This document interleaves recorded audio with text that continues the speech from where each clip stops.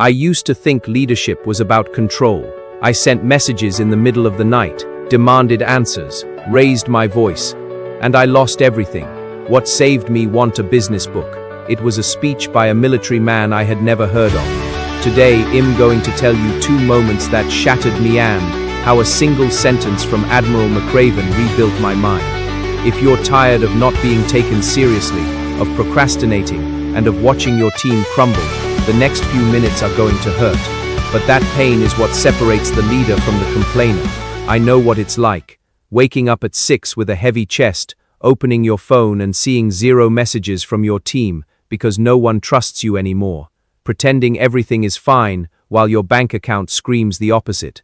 I spent 2 years copying the tough boss posture. I yelled more than I guided. The result? I ended up alone in an empty room, with debt and a resignation letter I should have written myself.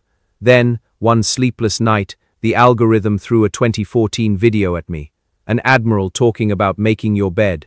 It seemed like a joke, but something in that man's voice made me stop. That week I applied 2 things he taught, and the failure you would have despised began to disappear. Today I'll take you through that exact sequence: the first punch, the second fall, and the decision you'll have to make before this video ends. I was 24, had a startup, 3 partners, and 0 discipline. My routine was waking up at 10, skipping breakfast, opening my laptop still in bed, and starting the day putting out fires. A meeting began. I interrupted everyone. A deadline exploded. I blamed the team. In 6 months, 1 partner asked to leave. Then the second. In the last conversation, the third told me, "You don't want a team, you want an audience." That hit me like a punch. But my pride wouldn't let it sink in. I blamed the soft generation, the economy, bad luck. Deep down, I knew I was to blame. That night, defeated, with the sheet on the floor and my mind racing, Admiral McRaven's speech appeared. If you want to change the world, start off by making your bed. Suddenly, that damn bed became a symbol. I couldn't command even the first square meter of my day. How did I expect to lead 10 people? I understood that leadership isn't a title. It's predictability.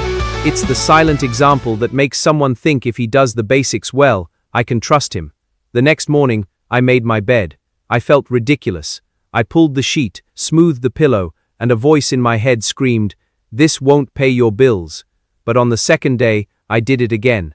Then I set an alarm for 5:30. Before opening any email, I tidied up my room. That tiny victory, at 5:45 in the morning, became an anchor.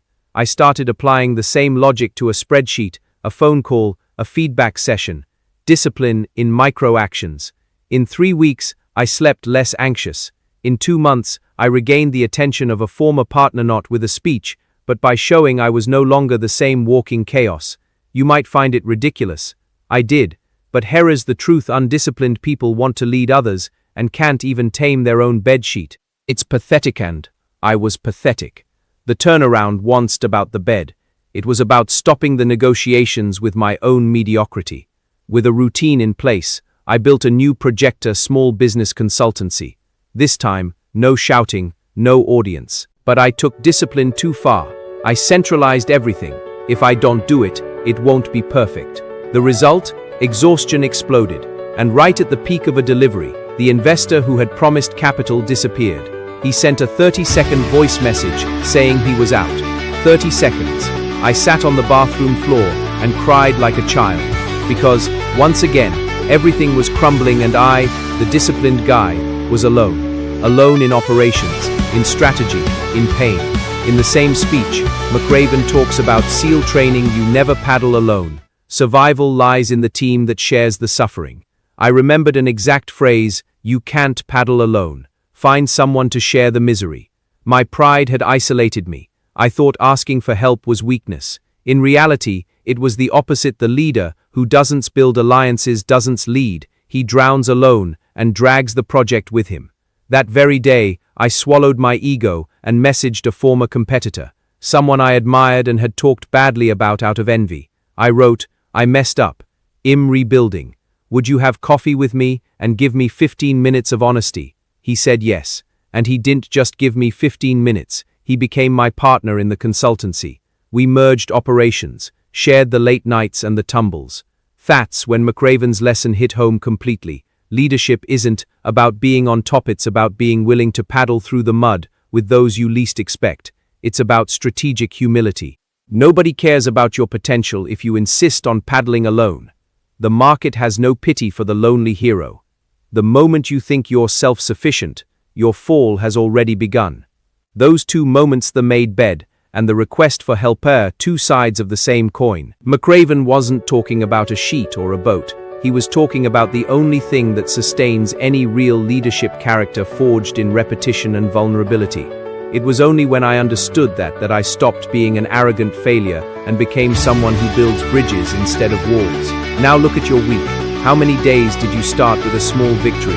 Or did you wake up already running over everything? How many times did you drown alone instead of calling someone to paddle beside you?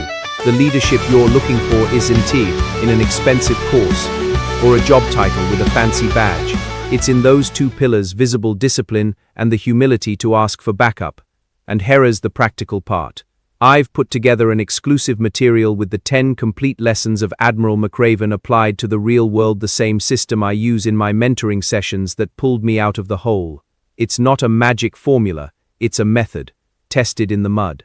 The link is in the description, no fluff. If this video slapped you in the face, do two things: leave your like and comment the word change. I want to see who's willing to stop fooling themselves. And tag someone in the comments who needs to hear this today. Because leadership is also about pulling others inside.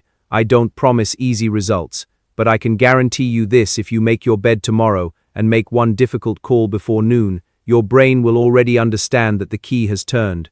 The rest is consequence. McRaven ended that speech with a line that still echoes: if you want to change the world, don't ever ring the bell. The bell is your ego asking to quit. Don't ring it.